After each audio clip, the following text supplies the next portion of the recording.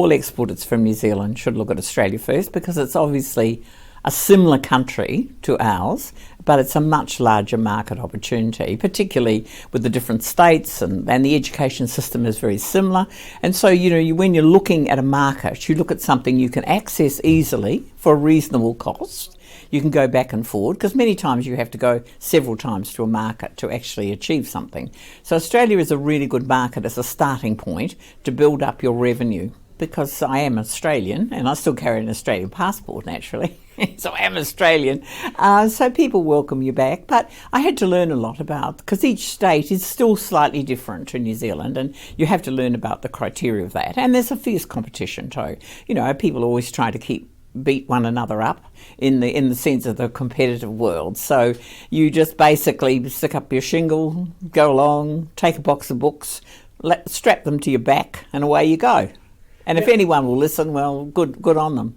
Trade fairs are always the way that everybody, and I still suggest to everyone, that when they're about to enter a market or look at a market, go to a trade fair, walk around, get to know the other people, get to know the competition, and then see where your product fits.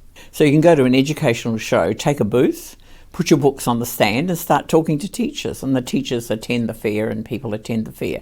But I really looked at companies that had a synergy with what we were doing and were interested in products. You've really got to have a starting point as a product.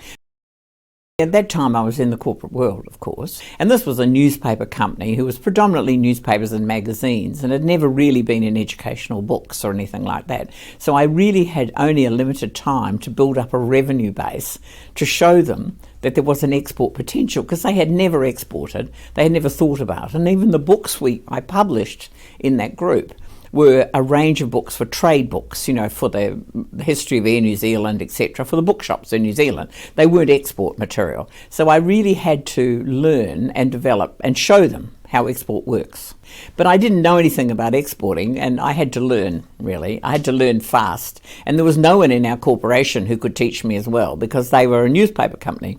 But I did also learn, because at the time I was actually working on an export magazine, which was fantastic. We were pioneering the exports. There was the people like Truchas Milk Meters, there were the people of Gallagher Engineering. All of these people were what we call frontierism. They were actually out there changing the world and developing New Zealand product. And I was fortunate enough to always go down and meet them in the bar and have a few beers with them, because I was a good beer drinker, and we have been a good beer drinker, and so I could hear some stories and tales, and that was the starting point of interest.